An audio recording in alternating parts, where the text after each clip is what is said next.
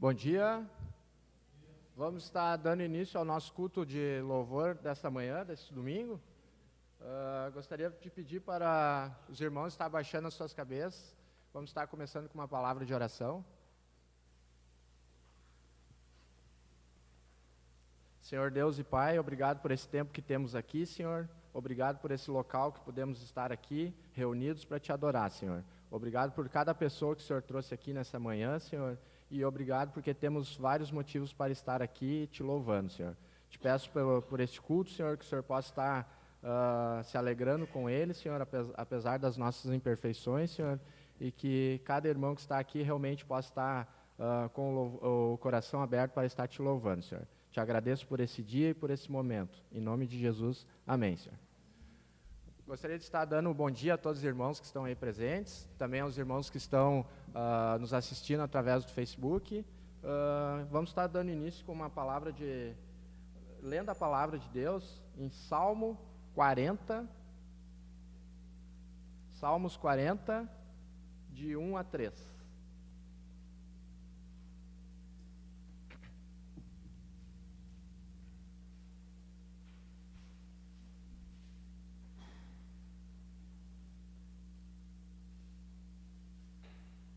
Salmos 40, de 1 a 3, eu passo a ler. Coloquei toda a minha esperança no Senhor. Ele se inclinou para mim e ouviu o meu grito de socorro. Ele me tirou de um poço de destruição, de um atoleiro de lama, pôs os meus pés sobre uma rocha e firmou-me num local seguro. Pôs um novo cântico na minha boca, um hino de louvor ao nosso Deus. Muitos verão isso e temerão e confiarão nele. O motivo de nós estar aqui reunidos nessa manhã, com certeza, é o nosso Deus. Ele que trabalhou na vida de cada um para que cada um pudesse estar aqui. Se fosse pela nossa vontade, com certeza a gente não estaria aqui. Mas Deus tem preparado muitas coisas na nossa vida e Ele tem nos tocado para estar aqui nessa manhã. E esse Deus, Ele é um Deus puro, é um Deus santo. E Ele entregou a sua vida por nós, e é por isso que a gente vai louvar Ele nessa manhã. Gostaria que os irmãos estivessem ficando em pé, e o primeiro cântico é Alto Preço.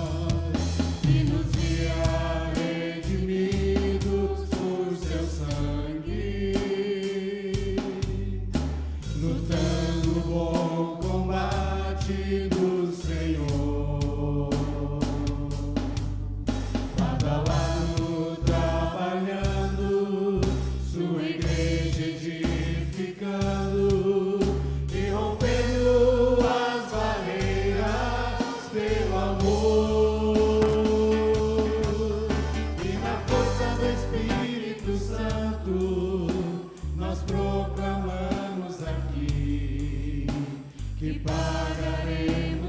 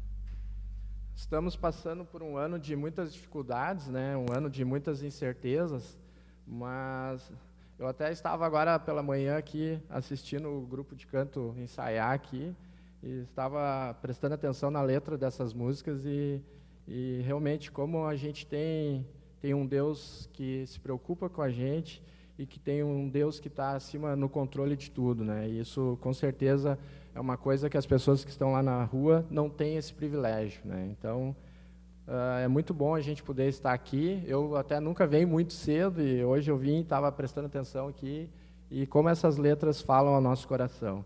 O próximo cântico que a gente vai estar cantando é Digno é o Senhor e realmente Ele é digno de todo o nosso louvor.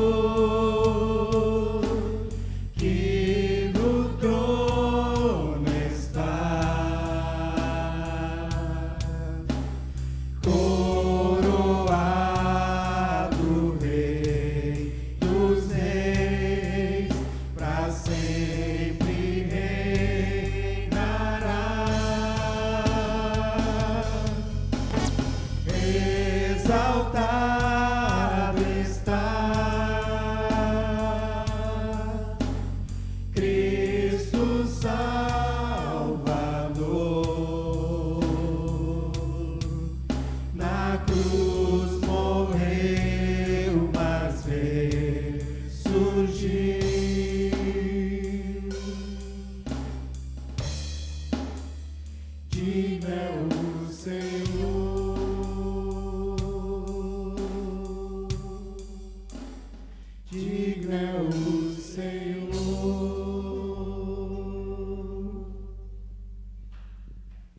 próximo cântico que vamos estar cantando nessa manhã é o Cântico das Ofertas.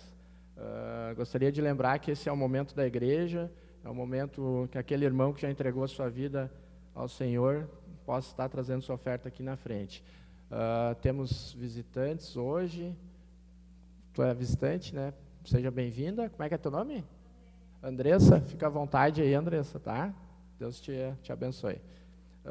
Vamos estar aproveitando esse cântico para estar trazendo as ofertas aqui à frente. E o cântico é Graças.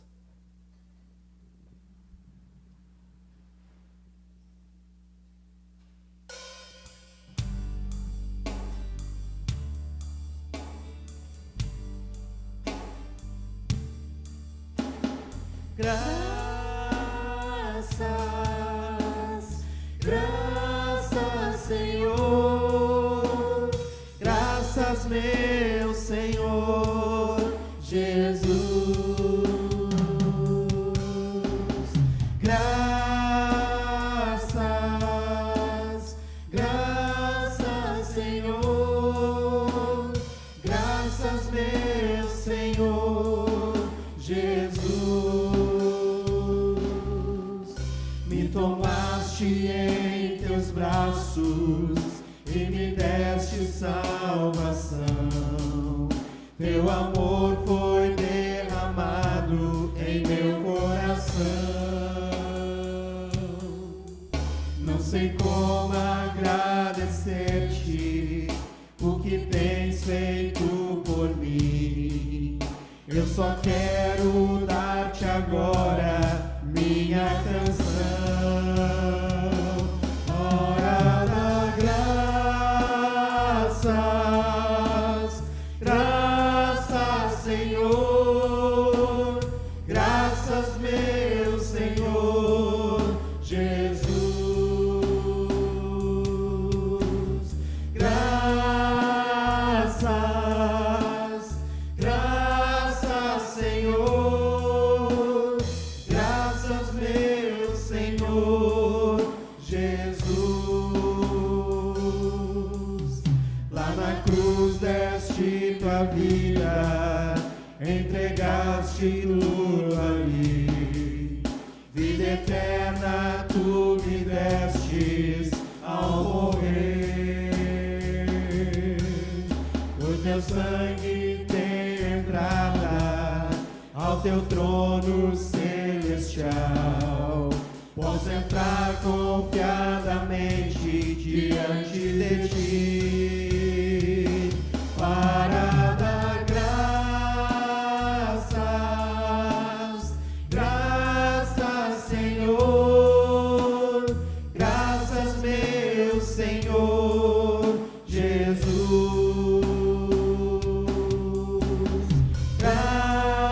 Graças, graças, Senhor, graças, meu Senhor Jesus.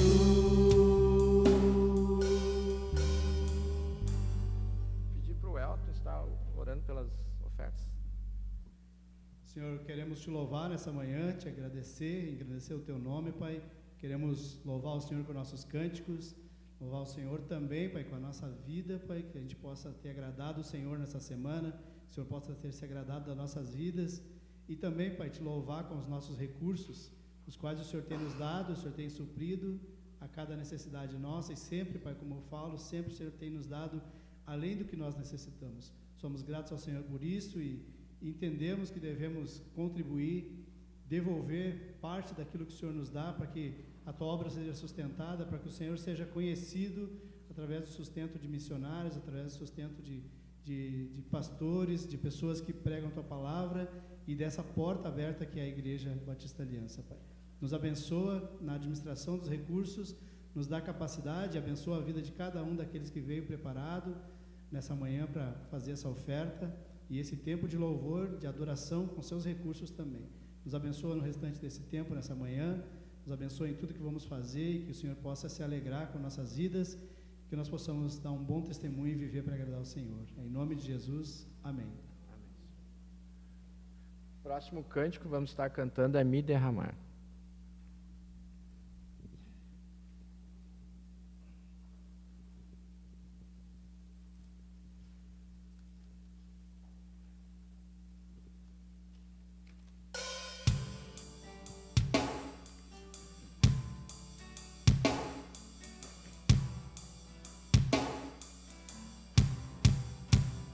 Eis-me aqui outra vez diante de ti, abro meu coração, meu clamor tu escutas e fazes cair as barreiras em mim. És fiel, Senhor, e dizes palavras de amor e esperança sem fim. Ao sentir o teu toque, tua bondade libertas meu ser do calor deste lugar. Eu venho me derramar, dizer que te amo, me derramar, dizer te preciso, me derramar, dizer que sou grato, me derramar, dizer que és formoso.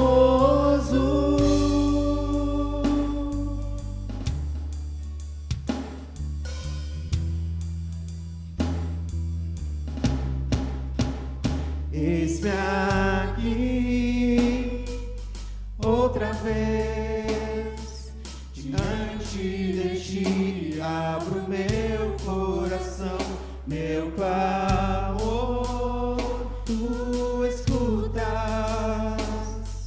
e fazes cair as barreiras em mim. És fiel, Senhor, e dizes palavras de amor e esperança sem fim. Ao sentir o teu toque, por tua bondade libertas meu ser do calor deste lugar. Eu venho me derramar, dizer que te amo, me derramar, dizer te preciso, me derramar, dizer que sou grato, me derramar, dizer que és formoso.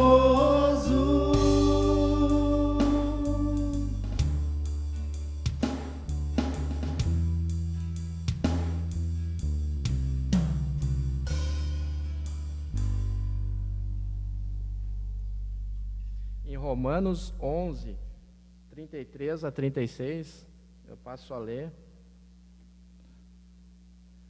Ó profundidade da riqueza, da sabedoria e do conhecimento de Deus! Quão insondáveis são os seus juízos e inescrutáveis os seus caminhos! Quem conhece a mente do Senhor? Ou quem foi o seu conselheiro? E quem primeiro lhe deu para que ele recompense? Pois dele, por ele e para ele são todas as coisas. A ele seja a glória para sempre. Amém. Próximo cântico que vamos estar cantando nessa manhã é A Ele a Glória.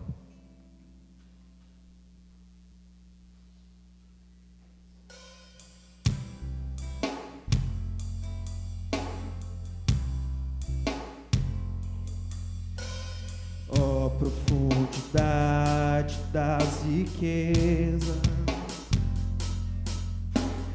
tanto da sabedoria quanto do conhecimento, quão insondáveis, Senhor, são os teus caminhos.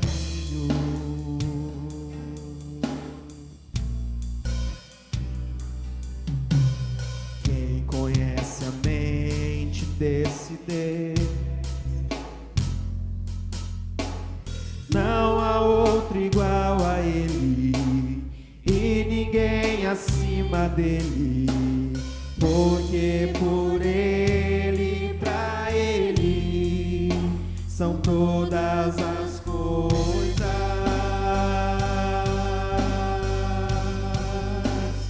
A Ele a glória.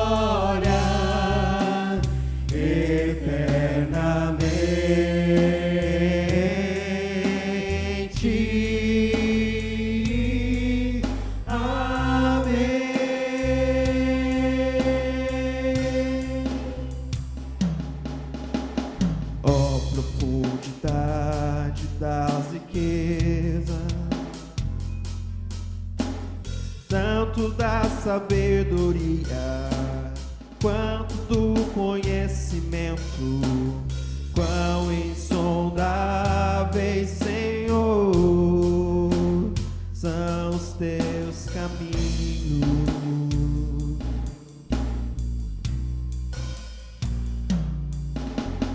Quem conhece a mente desse Deus? Não há outro igual a Ele, e ninguém acima dele, porque por Ele, pra Ele, são todas as coisas.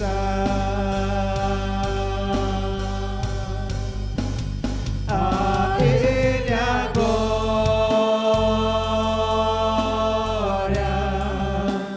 a Ele a glória,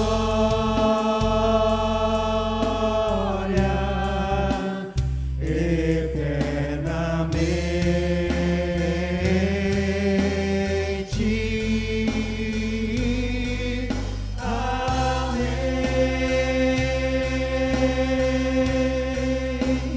A Ele a glória,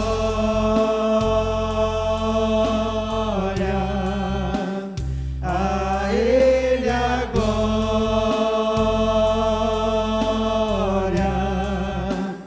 eternamente. Amém.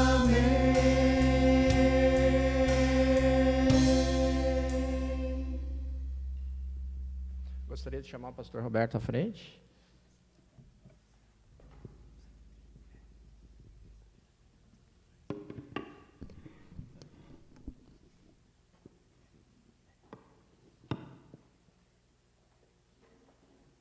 Vamos estar orando novamente.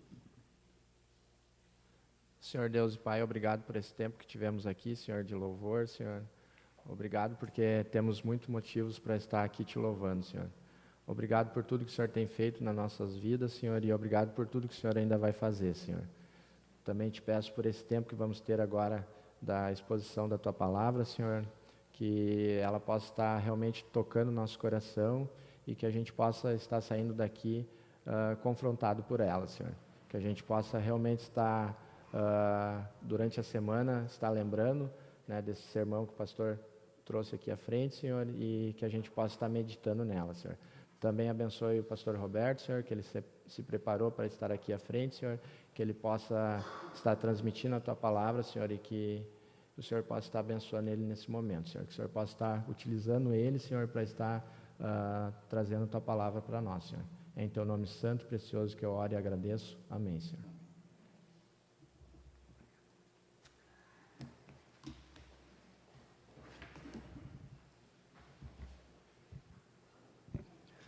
Muito bom dia, queridos irmãos, bom dia a toda a igreja, bom dia também àqueles que estão nos acompanhando aqui na nossa live, e é tão bom nós podermos adorar ao Senhor juntos. Obrigado à equipe de louvor e ao Marcelo, né, que trouxe essas músicas para a nossa adoração nessa manhã, e de fato traz grande alegria ao nosso coração e conforto saber que nós estamos nas mãos de um Deus, né, que merece toda a glória, que é digno, que controla todas as coisas, que sabemos que a sua vontade é boa, perfeita e agradável, e que nós não precisamos temer as coisas que acontecem ao nosso redor, nem nesse mundo, nem as decisões que os homens tomam, porque, na verdade, tudo está debaixo do controle do Senhor, né? E tudo aquilo que o Senhor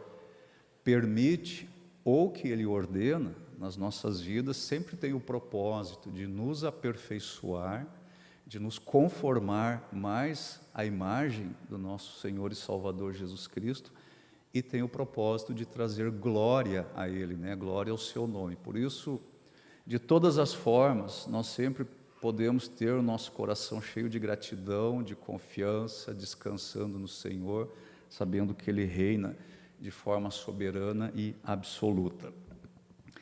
No nosso último estudo, nós estávamos envolvidos com uma grande festa, uma grande festividade que estava acontecendo lá em Jerusalém.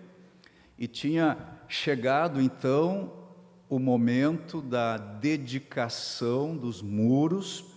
Eu gostaria que você pudesse abrir sua Bíblia em Neemias,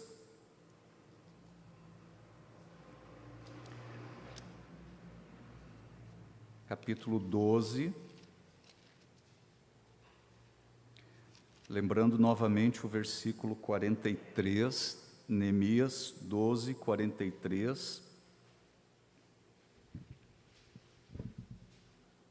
E aqui nós lemos então: e naquele dia, contentes como estavam, ofereceram grandes sacrifícios, pois Deus os enchera de grande alegria.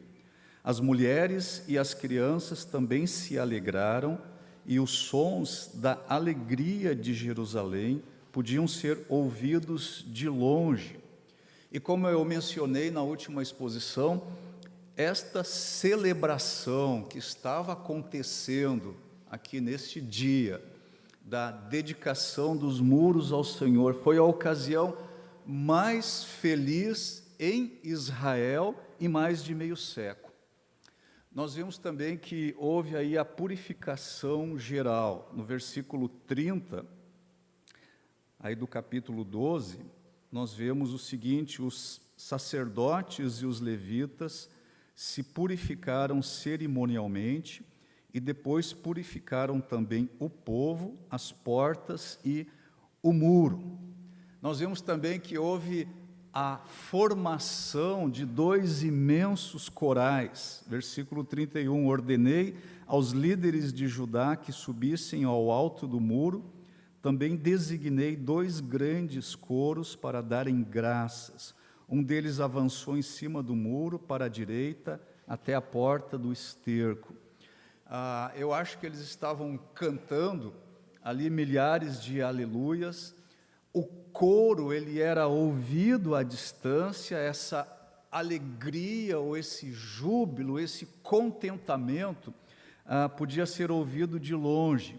E este júbilo desta ocasião é um dos pontos culminantes da história de Israel. É a restauração, por assim dizer, à terra prometida. Agora vocês estão lembrados que as obras de restauração, elas iniciaram com o regresso do povo e elas terminam aqui com o oferecimento de sacrifícios agradáveis a Deus e com muita alegria, com muito júbilo, com muito contentamento. E nós concluímos a exposição da semana passada dizendo o seguinte: o trabalho de Deus, feito sob a liderança de Deus e com a força de Deus, este trabalho sempre prosperará, ele sempre será bem sucedido. E no final disso, Deus quer brindar conosco a sua vitória. Hoje de manhã nós vamos concluir aqui os nossos estudos na narrativa de Neemias e nós vamos avançar para o capítulo 13. Alguns estudiosos têm dito que se o livro de Neemias ele fosse uma novela histórica e não um documento aí de eventos e de fatos históricos, Neemias ele deveria ter concluído a sua narrativa ou fechado aí as suas memórias com o final do capítulo 12, ou então com Neemias 13, 3. Vamos dar uma lida neste versículo, Neemias 13, 3. Quando o povo ouviu essa lei, excluiu de Israel todos os que eram de ascendência estrangeira. Isso aqui seria um fechamento de ouro para as memórias de Neemias, para a história. Seria uma espécie de conclusão perfeita aqui da narrativa. Com um final desses, aqui de Neemias 13, 3, todos nós teríamos descansado, nós estaríamos contentes aí com a experiência de um homem que resolveu todos os conflitos da vida e todos os conflitos que surgiram na missão que Deus lhe designara fazer lá em Jerusalém. Mas o fato é que isso não acontece aqui em Neemias. E o que nós veremos, então, no encerramento aqui deste livro, nos revela dois princípios muito importantes. Dois princípios que nós precisamos dar muita importância e levar muito a sério nas nossas vidas. Por primeiro, o preço da liberdade é a eterna vigilância. E por segundo, sempre há uma necessidade contínua de bons líderes. Vamos ler agora então este capítulo, Neemias capítulo 13. Me acompanhe na leitura deste capítulo. Naquele dia, o livro de Moisés foi lido em alta voz diante do povo, e nele achou-se escrito que nenhum amonita ou moabita jamais poderia ser admitido no povo de Deus, pois eles, em vez de darem água e comida aos israelitas, tinham contratado Balaão para invocar maldição sobre eles. O nosso Deus, porém, transformou a maldição em bênção. Quando o povo ouviu essa lei, excluiu de Israel todos os que eram de ascendência estrangeira. Antes disso, o sacerdote Eliasibe tinha sido encarregado dos depósitos do templo de nosso Deus. Ele era parente próximo de Tobias. Ele havia cedido uma grande sala, anteriormente utilizada para guardar as ofertas de cereal, o incenso, os utensílios do templo e também os dízimos do trigo, do vinho novo e do azeite prescritos para os levitas, para os cantores e para os porteiros, além das ofertas para os sacerdotes.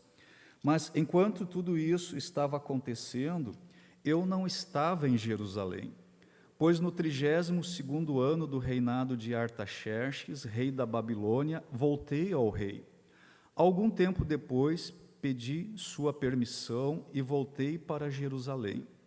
Aqui soube do mal que Eliasibe fizera ao ceder uma sala a Tobias nos pátios do templo de Deus. Fiquei muito aborrecido e joguei todos os móveis de Tobias fora da sala. Mandei purificar as salas e coloquei de volta nelas os utensílios do templo de Deus, com as ofertas de cereal e o incenso. Também fiquei sabendo que os levitas não tinham recebido a parte que lhes era devida, e que todos os levitas e cantores responsáveis pelo culto haviam voltado para suas próprias terras. Por isso repreendi os oficiais e lhes perguntei: por que essa negligência com o templo de Deus? Então convoquei os levitas e os cantores e os coloquei em seus postos. E todo o povo de Judá trouxe os dízimos do trigo, do vinho novo e do azeite aos depósitos. Coloquei o sacerdote Selemias, o escriba Zadok e um levita chamado Pedaías como encarregados dos depósitos, e fiz de Anã, filho de Zacur, neto de Matanias, assistente deles, porque esses homens eram de confiança. Eles ficaram responsáveis pela distribuição de suprimento aos seus colegas. Lembra-te de mim, por isso, meu Deus, e não te esqueça do que fiz com tanta fidelidade pelo templo de meu Deus e pelo seu culto. Naqueles dias vi que em Judá alguns trabalhavam nos tanques de prensar uvas no sábado, e ajuntavam trigo, e o carregavam em jumentos, transportando-o com vinho, uvas, figos e todo tipo de carga. Tudo isso era trazido para Jerusalém em pleno sábado. Então os adverti que não vendessem alimentos nesse dia. Havia alguns da cidade de Tiro que moravam em Jerusalém e que no sábado traziam e vendiam peixes e toda a espécie de mercadoria em Jerusalém para o povo de Judá. Diante disso, repreendi os nobres de Judá e lhes disse: como é que vocês podem fazer tão grande mal, profanando o dia do Senhor? Por acaso seus antepassados não fizeram o mesmo, levando o nosso Deus a trazer toda essa desgraça sobre nós e sobre esta cidade? Pois agora, profanando o sábado, vocês provocam maior ira contra Israel. Quando as sombras da tarde cobriram as portas de Jerusalém na véspera do sábado, ordenei que essas fossem fechadas e só fossem abertas depois que o sábado tivesse terminado. Coloquei alguns de meus homens de confiança junto às portas para que nenhum carregamento pudesse ser introduzido no dia de sábado. Uma ou duas vezes os comerciantes e vendedores de todo tipo de mercadoria passaram a noite do lado de fora de Jerusalém. Mas eu os adverti, dizendo: por que vocês passam a noite junto ao muro? Se fizerem isso de novo, mandarei prendê-los. Depois disso, não vieram mais no sábado. Então ordenei aos levitas que se purificassem e fossem vigiar as portas, a fim de que o dia de sábado fosse respeitado como sagrado. Lembra-te de mim também por isso, ó meu Deus, e tem misericórdia de mim conforme o teu grande amor. Além disso, naqueles dias vi alguns judeus que haviam se casado com mulheres de Asdod, de Amon e de Moabe. A metade dos seus filhos falava a língua de Asdod ou a língua de um dos outros povos e não sabia falar a língua de Judá.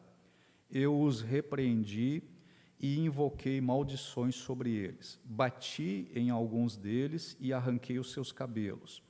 Fiz com que jurassem em nome de Deus e lhes disse: não consintam mais em dar suas filhas em casamento aos filhos deles, nem haja casamento das filhas deles com os seus filhos ou com vocês. Não foi por causa de casamentos como esses que Salomão, rei de Israel, pecou. Entre as muitas nações não havia rei algum como ele. Ele era amado por seu Deus, e Deus o fez rei sobre todo Israel. Mas até mesmo ele foi induzido ao pecado por mulheres estrangeiras. Como podemos tolerar o que ouvimos? Como podem cometer essa terrível maldade e serem infiéis ao nosso Deus, casando-se com mulheres estrangeiras? Um dos filhos de Joiada, filho do sumo sacerdote Eliasibe, era genro de Sambalate, o horonita. Eu o expulsei para longe de mim.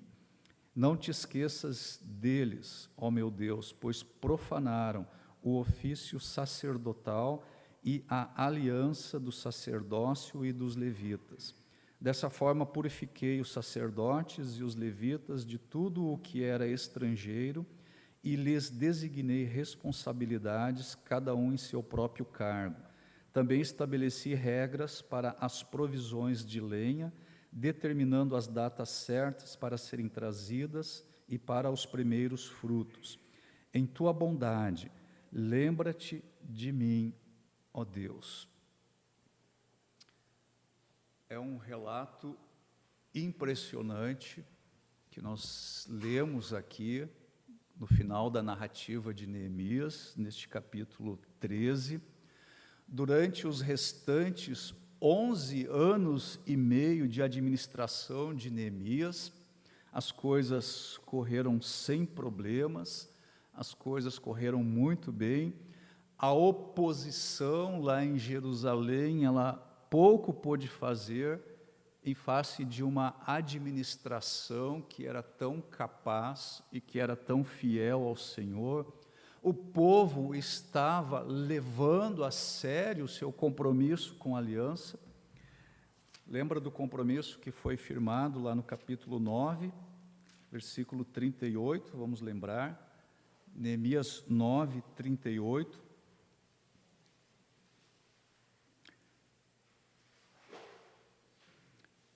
Em vista disso tudo, estamos fazendo um acordo por escrito e assinado por nossos líderes, nossos levitas e os nossos sacerdotes.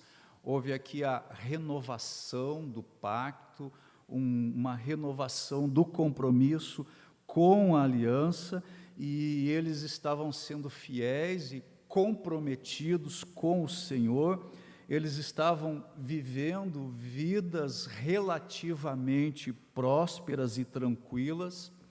Neemias permaneceu aproximadamente 12 anos como governador lá em Jerusalém, mais ou menos dos anos 445 ou 444 até o ano 433 ou 432 antes de Cristo.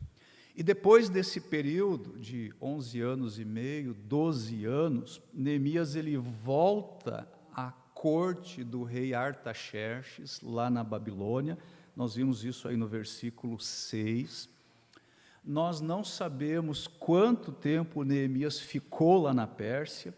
Este versículo apenas nos diz que, ao cabo de certo tempo, ou seja, depois de alguns dias lá na Pérsia, Neemias ele obteve permissão do rei para voltar a Jerusalém. Agora, o que aconteceu lá em Jerusalém durante a ausência de Neemias? O partido de oposição, composto aí pelo sumo sacerdote e a sua família, e os cidadãos mais influentes, os nobres da cidade, eles desprezaram os termos do acordo, eles desprezaram aquele pacto que eles tinham assinado anos antes, que nós vimos lá em Neemias 9:38. Eles desprezaram a política separatista de Neemias, eles abriram um diálogo com os samaritanos.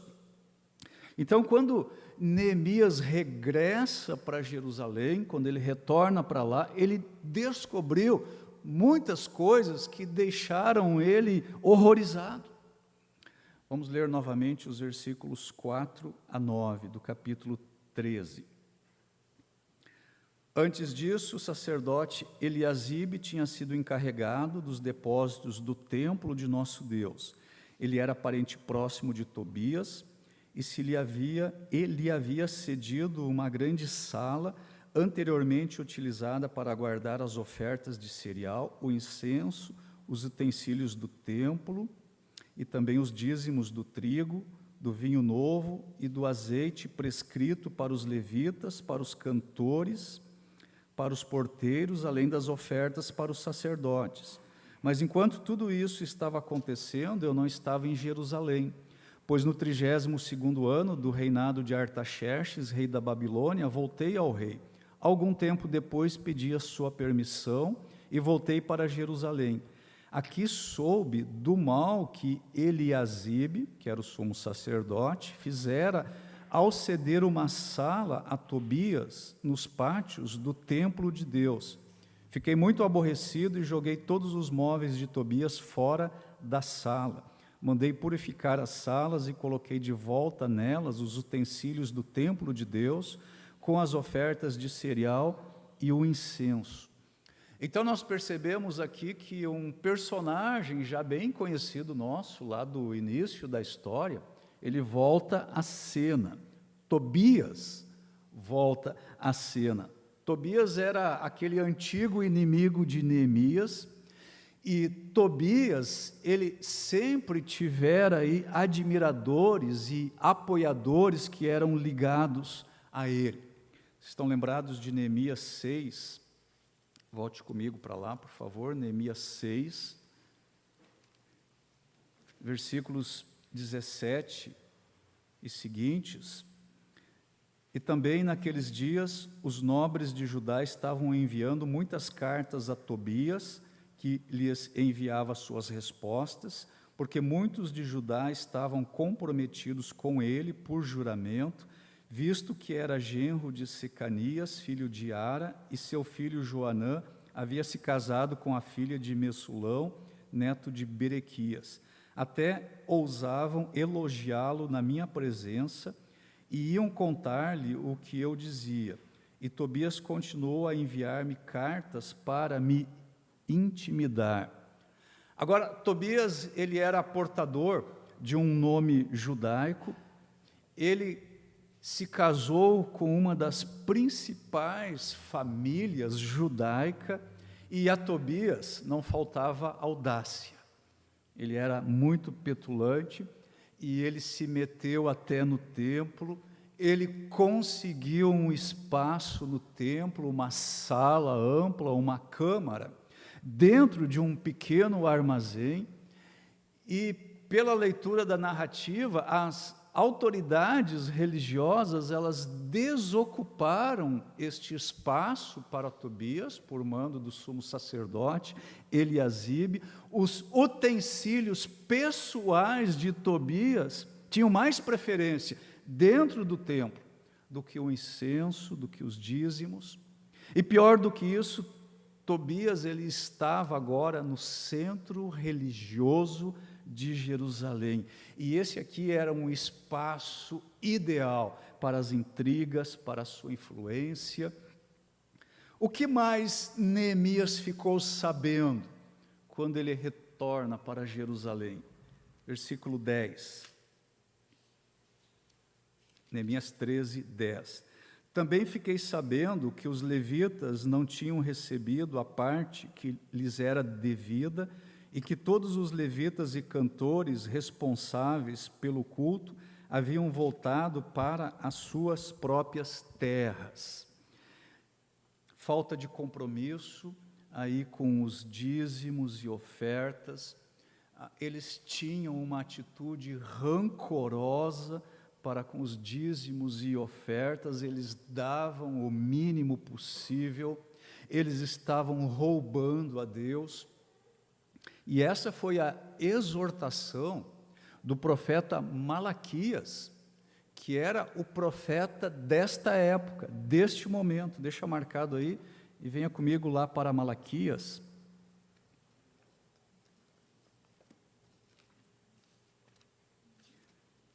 Último livro do Antigo Testamento, Malaquias, capítulo 3. Malaquias 3, versículos 6 a 10. De fato, eu, o Senhor, não mudo. Por isso vocês, descendentes de Jacó, não foram destruídos. Desde o tempo dos seus antepassados, vocês se desviaram dos meus decretos e não lhes obedeceram. Voltem para mim e eu voltarei para vocês, diz o Senhor dos Exércitos. Mas vocês perguntam, como voltaremos? Pode um homem roubar de Deus? Contudo, vocês estão me roubando. E ainda perguntam, como é que te roubamos? Nos dízimos e nas ofertas. Vocês estão debaixo de grande maldição, porque estão me roubando. A nação toda está me roubando. Tragam o dízimo todo ao depósito do templo, para que haja alimento em minha casa. Ponham-me à prova, diz o Senhor dos Exércitos, e vejam se não vou abrir as comportas dos céus e derramar sobre vocês tantas bênçãos que não terão onde guardá-las. Não deixem de perceber que isto que Malaquias está pregando aqui, profetizando, está acontecendo aqui nesta época, precisamente aqui neste capítulo 13, é isso que está acontecendo, é isso que foi denunciado aqui por Malaquias. E os levitas, eles tiveram que ir embora para outras terras, eles não tinham mais sustento, eles tiveram que abandonar o culto, eles deixaram o ministério. Agora, lá no capítulo 10, o povo, eles tinham tomado resoluções grandiosas, eles seriam fiéis à aliança. Notem no capítulo 10, versículo 39, 10:39. O povo de Israel, inclusive os levitas, deverão trazer ofertas de cereal, de vinho novo e de azeite aos depósitos onde se guardam os utensílios para o santuário. é onde os sacerdotes ministram e onde os porteiros e os cantores ficam. E qual foi a expressão do coração deles? Não negligenciaremos o templo do nosso Deus. Mas essas palavras agradáveis agora não estavam alimentando ninguém. E Malaquias denuncia que Deus estava sendo roubado por todo o povo. O que mais Neemias descobriu? Versículo 15. Neemias 13, 15. Naqueles dias vi que em Judá alguns trabalhavam nos tanques de prensar uvas no sábado e ajuntavam trigo e o carregavam em jumentos, transportando-o com vinho, uvas, figos e todo tipo de carga. Tudo isso era trazido para Jerusalém em pleno sábado. Então os adverti que não vendessem alimento nesse dia. O sábado estava sendo profanado, estava sendo ameaçado. Alguns judeus, eles preparavam e eles transportavam mercadorias no sábado. Comerciantes fenícios lá da cidade de Tiro vendiam os seus produtos no sábado. Os levitas, eles se viram forçados a abandonar a cidade, e com isso a lassidão, por assim dizer, moral tomou conta, a apatia gerou um espírito de indiferença, o templo foi negligenciado e o sábado foi profanado. Mas vocês estão lembrados do que eles prometeram? Capítulo 10, versículo 31.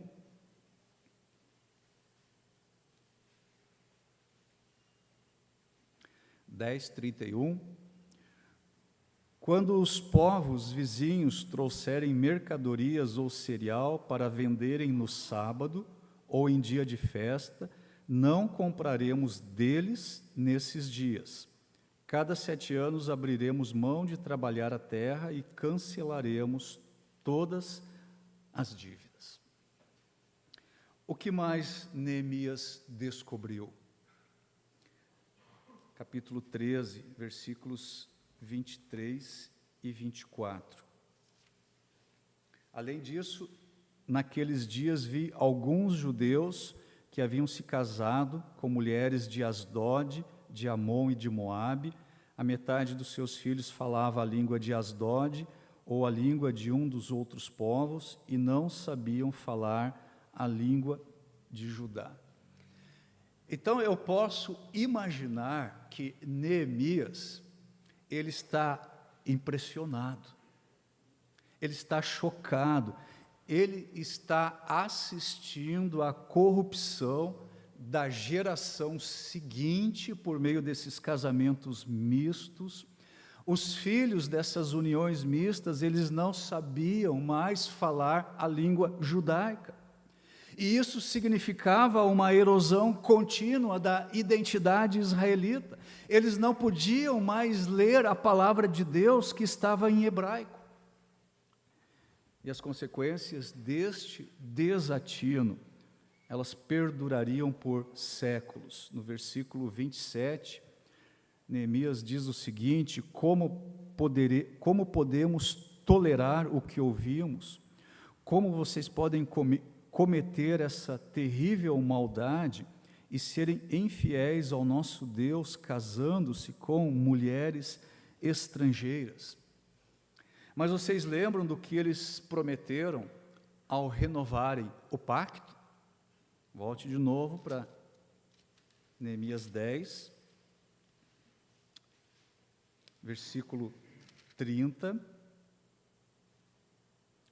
Prometemos não dar nossas filhas em casamento aos povos vizinhos, nem aceitar que as filhas deles se casem com os nossos filhos.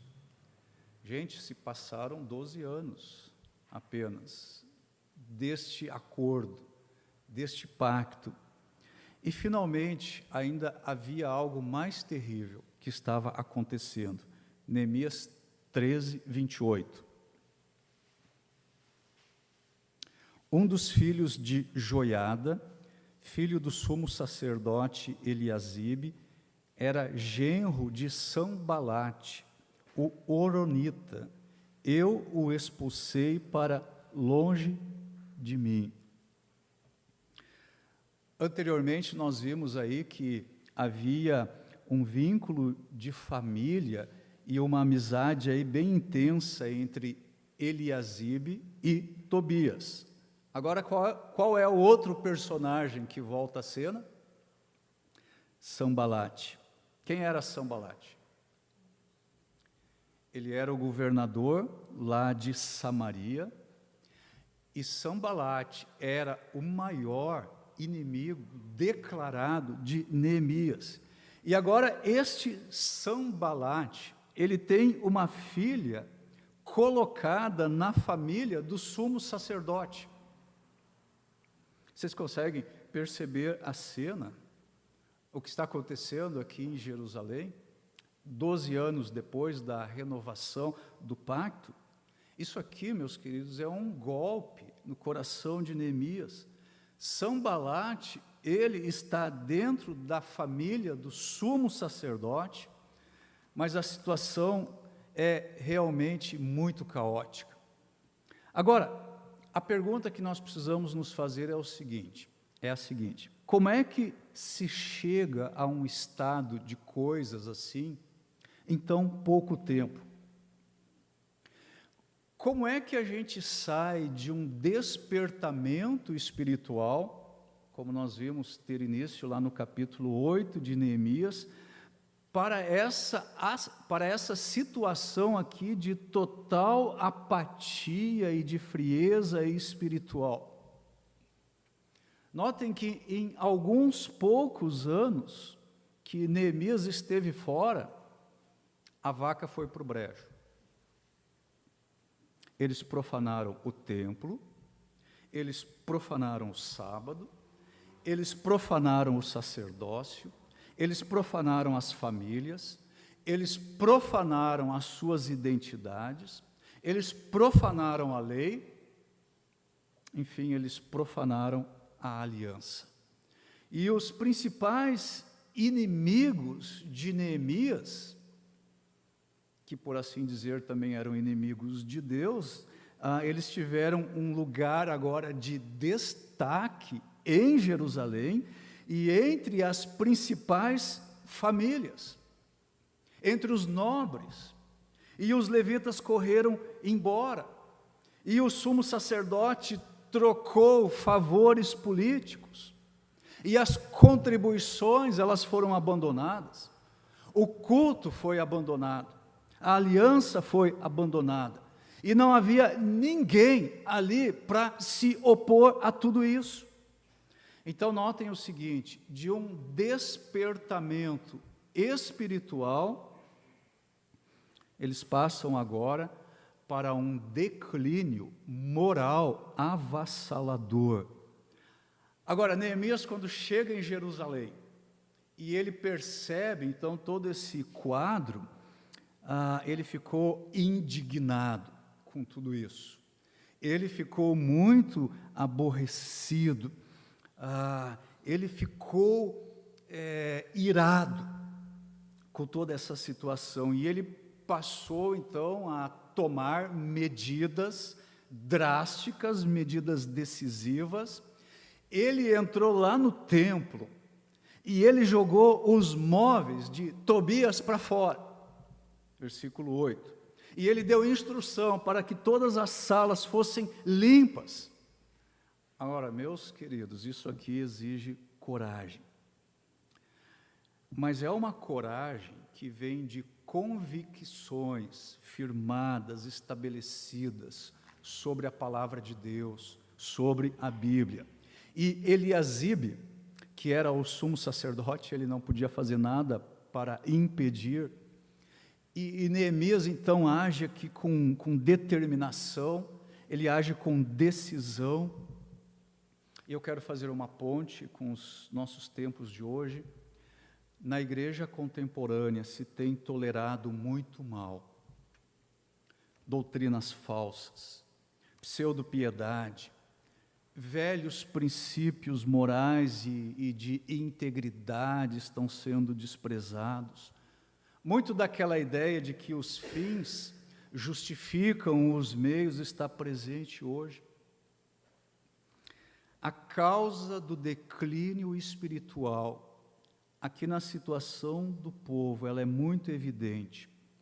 Ela sempre começa com a tolerância ao mal. Quando Neemias verifica que o culto no templo não está sendo mais realizado, ele então contende com os oficiais da cidade. No versículo 11, nós lemos o seguinte, 13:11. Por isso repreendi os oficiais e lhes perguntei, por que essa negligência com o templo de Deus? Então convoquei os levitas e os cantores e os coloquei em seus postos.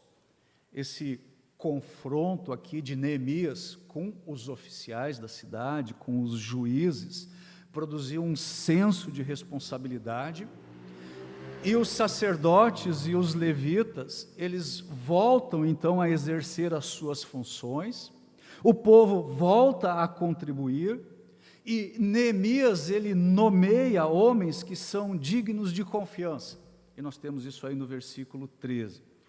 Com relação ao sábado, mais uma atitude de coragem de Neemias, versículo 17. Diante disso, repreendi os nobres de Judá e lhes disse, como é que vocês podem fazer tão grande mal, profanando o dia de sábado? E agora ele chega então aos nobres da cidade, aos ricos, às famílias mais importantes lá de Jerusalém, e ele sabe que eles são aqueles que têm maiores interesses nos negócios. E Neemias diz para eles mais ou menos assim, que mal é este que vocês estão fazendo? Acaso não fizeram assim os vossos pais? E não foi por isso que todo este mal sobreveio a nós e a nossa cidade? Então Neemias, ele ordena que se fechem os portões da cidade antes do sábado, e há instruções para que não se tragam mercadorias para a cidade neste dia, no versículo 21, mas eu os adverti dizendo, por que vocês passam a noite junto ao muro? Se fizerem isso de novo, mandarei prendê-los. Depois disso, não vieram mais ao sábado. Neemias ameaçou os mercadores de prisão se as coisas se repetissem. Mas as coisas não se repetiram, eles estavam apavorados por causa de um homem de convicções fortes. Agora, o ato final da reforma de Neemias está aí na área dos casamentos mistos. Como nós já vimos, os judeus tinham se casado com mulheres asdoditas, amonitas e moabitas, está aí no versículo 23. E qual foi o resultado desses casamentos? Corrupção no lar, as mães criavam os filhos conforme os seus costumes pagãos, a ignorância espiritual prevalecia. Então, ao corrigir esta situação, Neemias, ele contende com aqueles que se casaram com mulheres das nações vizinhas, ele espanca alguns deles e ele lhes arranca os cabelos, dizendo o seguinte, versículos 25, 26 e 27. Eu os repreendi e invoquei maldições sobre eles, bati em alguns deles e arranquei os seus cabelos, fiz com que jurassem em nome de Deus e lhes disse, não consintam mais em dar suas filhas em casamento aos filhos deles, nem haja casamento das filhas deles com os seus filhos ou com vocês. Não foi por causa de casamentos como esses que Salomão, rei de Israel, pecou Entre as muitas nações não havia rei algum como ele. Ele era amado por seu Deus, e Deus o fez rei sobre todo Israel, mas até mesmo ele foi induzido ao pecado por mulheres estrangeiras. Como podemos tolerar o que ouvimos? Como podem vocês cometer esta terrível maldade e serem infiéis ao nosso Deus, casando-se com mulheres estrangeiras? Neemias corrigiu severamente os ofensores. Possivelmente aqui a referência a arrancar os cabelos é, na verdade, as barbas desses homens que foram arrancadas. Agora, nessa época aqui, a barba era um sinal de respeito. E arrancar a barba era um gesto de desprezo absoluto. E aqui estava Neemias.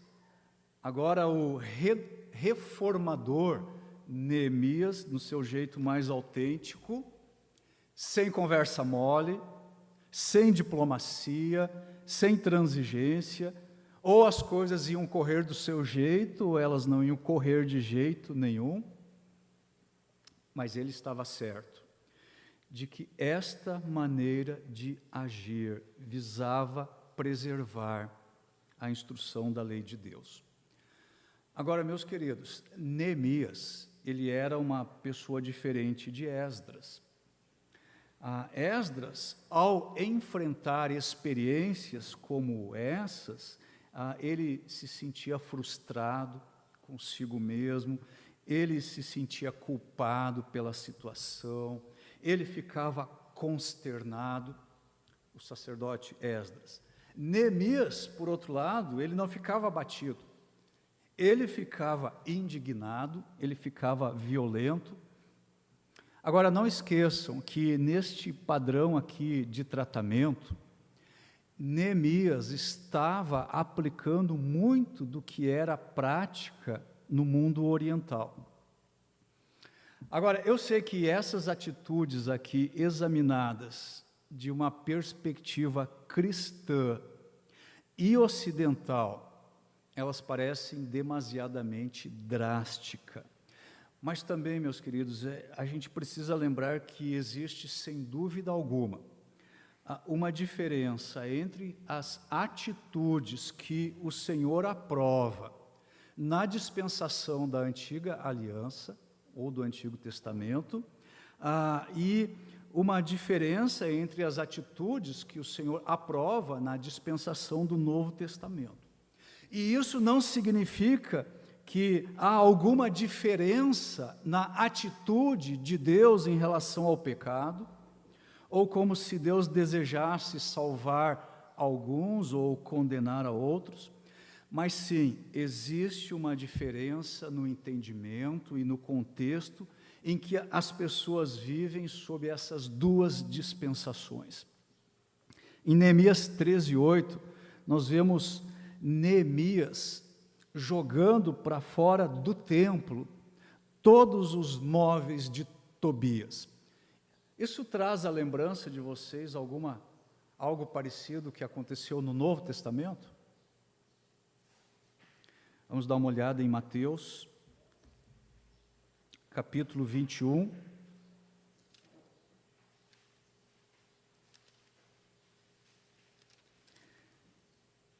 Neemias 21:12. Jesus entrou no templo e expulsou todos os que ali estavam comprando e vendendo, derrubou as mesas dos cambistas e as cadeiras dos que vendiam pombas.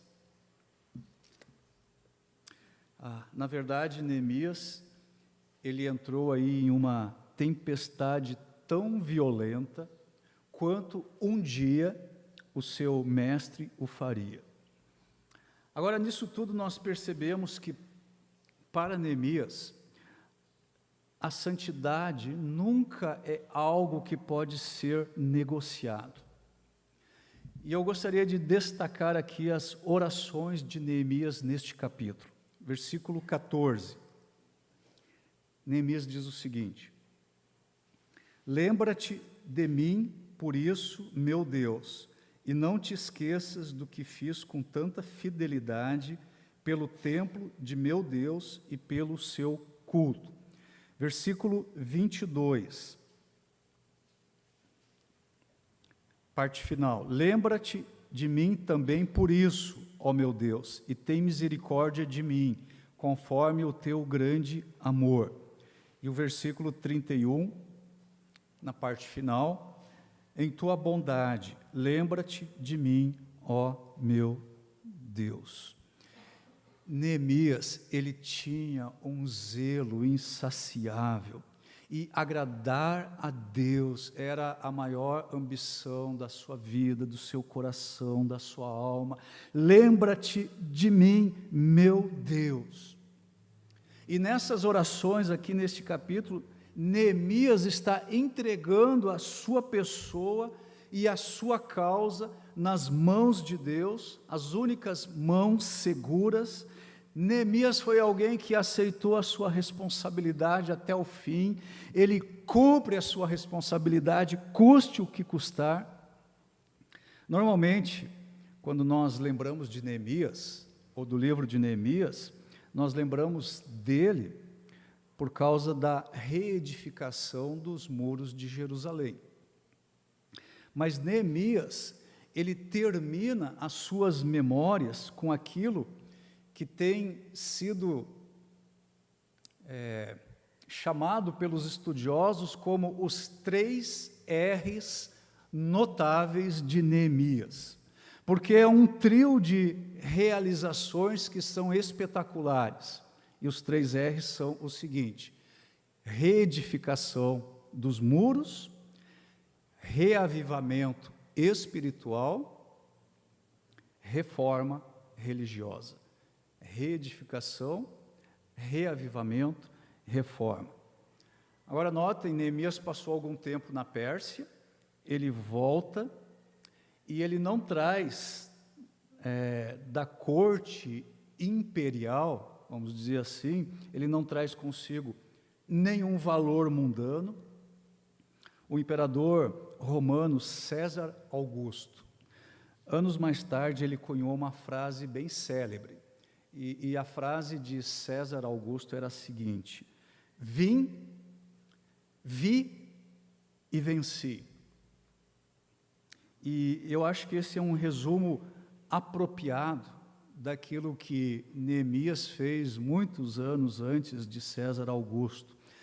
Havia um zelo reformador aqui na sua conduta, e isto foi acompanhado certamente pela eficácia educativa de Esdras.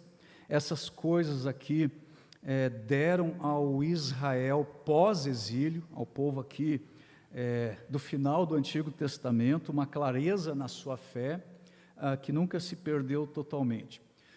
Com certeza, esta será a memória mais agradável de Neemias por toda a eternidade, e as suas memórias se constituem a parte principal aqui de tudo que ele escreve neste livro, e suas memórias com certeza são respostas de suas orações que ele faz ao longo de todo esse livro ao Deus dos céus.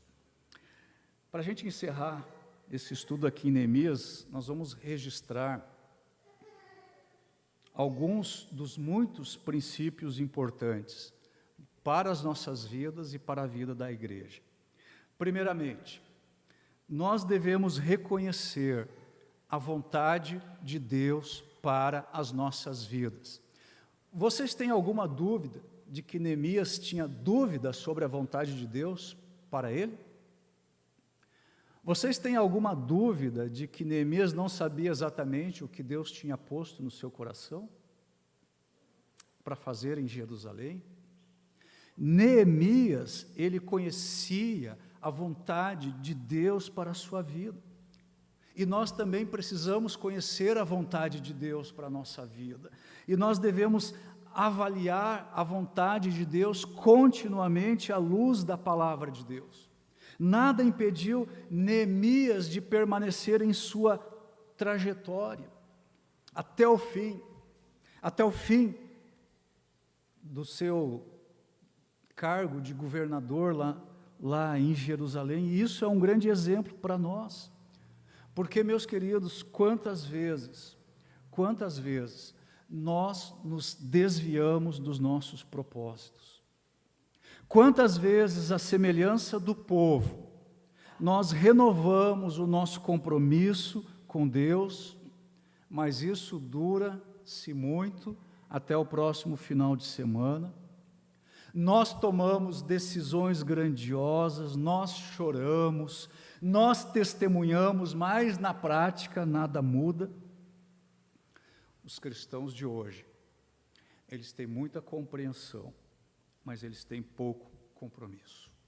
Então, Neemias nos deixa essa lição muito importante para nós aqui nas suas memórias. Em segundo lugar, nós devemos ser objetivos e honestos.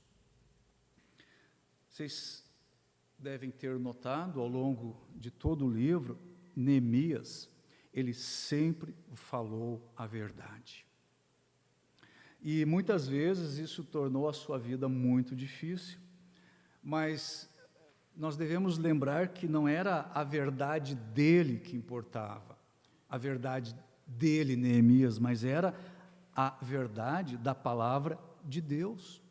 E o seu zelo pela palavra de Deus o levou a repreender nobres, sacerdote, sumo sacerdote, profetas, inimigos, oficiais, juízes, o povo. Não importava quem estava fora da linha.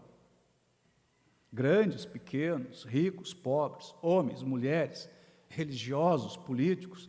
Ele era essencialmente honesto e verdadeiro. É um grande exemplo para nós.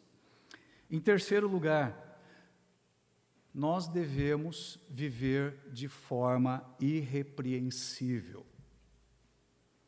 Todas as acusações que foram feitas contra Neemias, elas eram falsas e vazias. Agora vocês sabem por que Neemias vivia de uma forma irrepreensível? Venha comigo para Neemias 5.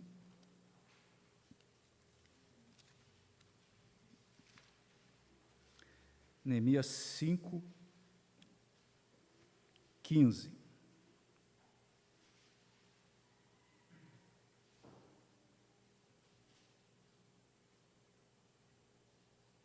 Final do versículo 15. Mas, por temer a Deus, não agi dessa maneira. Qual era o segredo de Neemias ser irrepreensível? Temor a Deus. Ele temia a Deus. Sem temer a Deus, nós seremos apanhados em falhas. Você pode escrever isso? Se não houver temor a Deus em nossos corações, nós vamos cair em erro. Nós negociaremos. Nós fecharemos os olhos. Nós nos aproximaremos do pecado. Em quarto lugar, nós devemos orar constantemente. Talvez o livro de Neemias deve ser lembrado por retratar aí a reconstrução dos muros e a firmeza e a integridade de Neemias, mas também deve ser lembrado pelas suas muitas orações que nós encontramos em todo o livro. Nós recebemos poder e sabedoria através do nosso contato com Deus. Todas as ações de Neemias glorificaram a Deus. A liderança de Neemias parece ter sido uma liderança glamourosa, mas muitas vezes foi uma liderança solitária, ingrata, cheia de pressões para desobedecer a valores espirituais e a padrões éticos. Neemias, ele realizou uma enorme tarefa, e isso em meio a incríveis dificuldades, mas Neemias aprendeu muita coisa.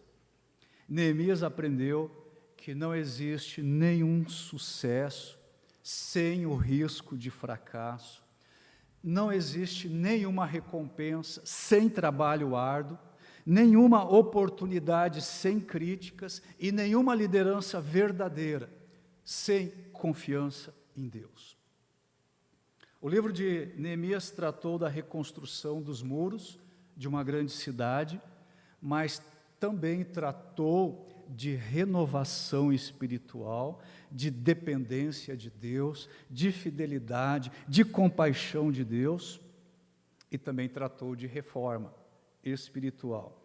E, meus queridos, este último capítulo aqui, ele é uma espécie de advertência capital, final, derradeira, que nos ensina o seguinte: quando nós tiramos os nossos olhos de Deus, a nossa vida começa a se desintegrar. Vou repetir isso, que é a grande ideia do livro de Neemias. Quando nós tiramos os nossos olhos de Deus, a nossa vida começa a se desintegrar. Vamos ler novamente aqui o final do versículo 31. Em tua bondade, lembra-te de mim, ó meu Deus. E com essas palavras aqui, Neemias, então, ele deixa a cena, ele entrega ao justo juiz a sua própria vida, as suas realizações, os seus deveres, ele deixou a sua marca na história. E é bom que também nós prestemos atenção no fato de que estas palavras aqui, em tua bondade, lembra-te de mim, ó meu Deus, estas palavras encerram a história do Antigo Testamento. E depois disso, existem 400 anos de silêncio, em que Deus não fala através de profetas. Neemias viveu toda a sua vida na presença do Senhor, ele sabia que Deus estava olhando para ele, e ele fez tudo com vistas a receber a aprovação de Deus. Então, que fique esse exemplo para nós, exemplo de fé, de coragem, de disposição, de temor a Deus, de responsabilidade, de compromisso, e que a nossa experiência ela seja muito mais parecida com a experiência de Neemias do que com a experiência do povo de Israel, que constantemente virou as suas costas para Deus. Amém? E assim nós estamos encerrando, então, os nossos estudos aqui no livro de Neemias. Eu peço que você curve sua cabeça, nós vamos orar. Senhor Deus, nós te agradecemos pela oportunidade de estudar a Tua Palavra e agora, em particular, o livro de Neemias, nesses tantos meses. Tantas lições, Senhor, importantes na experiência de Neemias e do povo de Israel. Tantos princípios importantes, Senhor, para as nossas vidas. E eu peço, Senhor, que toda a exposição da Tua Palavra e a Tua Palavra não sejam só informações que fiquem na nossa mente, mas a Tua Palavra possa estar nos transformando, possa estar cumprindo o Seu ministério nas nossas vidas, e que nós possamos estar sendo fortalecidos na nossa fé, no nosso compromisso, no nosso andar com o Senhor. Eu te agradeço, Senhor, muito pela vida de Neemias, pela sua coragem, pelo seu zelo, pela sua irrepreensibilidade, pelo desejo que ele tinha de agradar ao Senhor, por conhecer a vontade do Senhor, pela comunhão íntima que ele tinha contigo, e também, Senhor, pela disposição dele, pela coragem que ele tinha para fazer aquilo que ele precisava fazer, certamente vindo do Senhor e sendo fortalecido pelo Senhor. Eu peço, Senhor, que ministre a todos os nossos corações, conforme as nossas necessidades, que Neemias continue falando conosco, continue nos transformando naquelas áreas que nós precisamos dessa transformação, para sermos mais parecidos com o nosso Senhor Jesus Cristo e mais úteis nas Tuas mãos, na Tua obra e no Teu reino. Eu agradeço pela vida de todos os meus irmãos que estão comigo nesta manhã e aqueles que estão nos acompanhando na live. Abençoe-nos, Senhor, no restante deste dia e em toda essa semana, que possamos estar meditando na Tua palavra, que possamos estar nos conscientizando da Tua vontade e que o Senhor coloque nos nossos corações o desejo de agradarmos ao Senhor em todas as coisas na nossa vida. Eu peço tudo isso em nome e nos méritos de Jesus Cristo. Amém. Então, meus queridos, muito obrigado por sua participação nesse nosso culto, nessa manhã. Que Deus nos abençoe a todos, nesse dia e em toda essa semana. Que o Senhor seja honrado nas nossas vidas e que nós estejamos vendo a sua graça, o seu poder e a sua glória. Um abençoado dia a todos.